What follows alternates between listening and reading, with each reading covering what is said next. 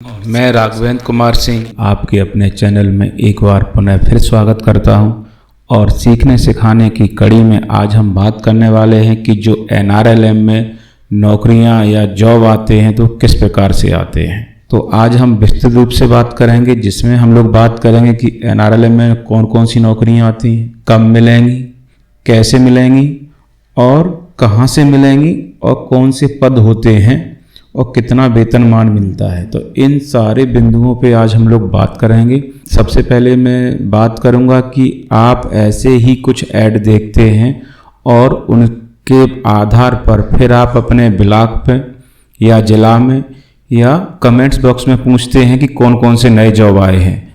तो मैं आपको पहले ये साफ साफ बताता चलूँ कि आप ऐसे जो लोग एड्स बनाते हैं या ऐसी जो जानकारी देते हैं वो अपने स्तर के अनुसार देते हैं। किसी को कुछ जानकारी अच्छी होती है, किसी को कम होती है। तो आप आज के वीडियो से जानकारी के साथ साथ जागरूक भी बनिए। खाली जानकारी से होने वाला कुछ नहीं है। तो इन चीज़ों पे सारे सवाल आपके द्वारा कमेंट्स पूछे गए हैं, तो मैं इन सारे सवालों के जवाब देने की आज मैं कोशिश करूँगा और ये मेरे अपनी जानकारी के हिसाब से होगा। फिर भी आपको अगर कुछ भी शक या शंका लगता है तो आप अपने ब्लॉक मैनेजर से या अपने क्लस्टर पे जाके अपने ग्राम संगठन में जाके बात कर सकते हैं और सही से जानकारी ले सकते हैं। साथ ही साथ में मैं आपको बताता चलूं कि उत्तर प्रदेश राज्य ग्रामीण आजीविका मिशन या राष्ट्रीय ग्रामीण आजीविका मिशन का मुख्य उद्देश्य ग्रामीण क्षेत्र में जो दीदियां हैं उनके जीवन स्तर में सुधार लाना है, जिसके लिए वो कुछ स्वयं द्वारा प्रयास करेंगे और कुछ अन्य विभागों से मिलकर भी प्रयास करेंगे। ये परिवर्तन जब ही आएगा जब आपके अंदर इच्छा और शक्ति होगी। तो कब मिलेगी नौकरियां, इस पे मैं बात करूंगा कि जब भी किसी ब्लॉक या जिला का चयन होता है तो हर पॉलिसी के हिसाब से समूह संचालन में सहयोग करने के लिए कुछ कैडर रखे जाते हैं और इनका मुख्य काम होता है उस विषय विशेषज्ञ पर ग्रामीण क्षेत्र में जाके जानकारी देना, विशेषकर उस विषय के बारे में। तो जैसे ही आपका जिला या ब्लॉक चयन होगा तो शुरू में अगर ब्लॉक का चयन होगा, समूह बनेंगे तो समूह में सहयोग करने के लिए आपके पुस्तक संचालक रखे जाएंगे।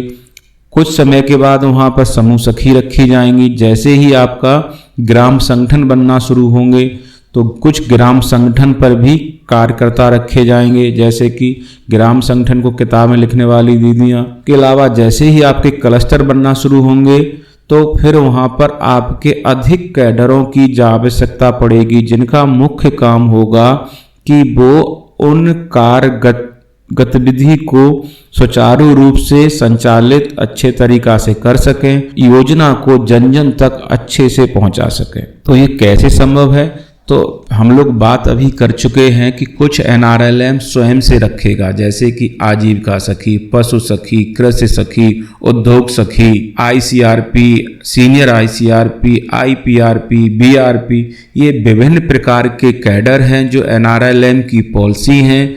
ये आपके जिला और ब्लॉक जैसे ही उम्र उनका कार्य शुरू होगा उसके हिसाब से कैडरों को रखा जाएगा। और इसके अलावा NRLM अन्य विभागों से समन्वय करेगा, जिसमें जैसे बिजली विभाग हुआ आपका और बैंक से हुआ, अन्य विभागों से भी समन्वय करके आपको रोजगार के अवसर दिलवाएगा। हाँ, इसमें कौन भर्ती होगा, सीधा जवाब एक ही है कि इसमें केवल स्वयं सहायता समूहों के सदस्यों को ही वरीयता दी जाएगी।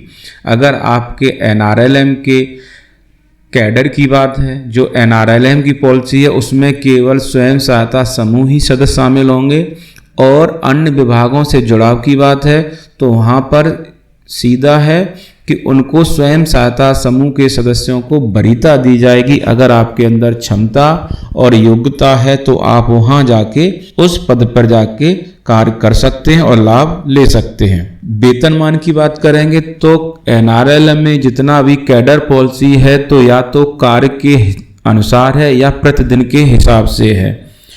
तो आपको इसके लिए या तो विशेष जानकारी के लिए आपको विशेष कैडर बताना पड़ेगा, विशेष पद बताना पड़ेगा, तभी मैं जानकारी दे पाऊंगा, नहीं तो अन्यथा आप अपने ब्लॉक में जाइए, अपने ब्लॉक मैनेजर से बात करिए, उनसे अच्छे से समझिए, वो एक एक पॉलिसी को अच्छे से बता देंगे। अगर आपको ब्लॉक दूर है, वहाँ दिक्कत आती है, तो आप अपने क्लस्टर पे जाके वहाँ के अकाउंटेंट से भी जाकर बात कर सकते हैं। और ऐसे जो ऐड या यूट्यूब पे जानकारियाँ मिल रही हैं, कृपया उनकी जानकारी को सुनिए ज़रूर, लेकिन अच्छे से जानकारी के लिए आप अपने ब्लॉक या जिला पर संपर्क करिए, तभी आप उनका लाभ ले सकते हैं। हाँ, NRLM ग्रामीण क्षेत्र की दीदियों को और समूह से जोड़कर उन्हें विभिन्न प्रकार के कैडर के रूप में कार्य करने का मौका दे रहा है, जहां पर आप ICRP, सीनियर ICRP, BRP,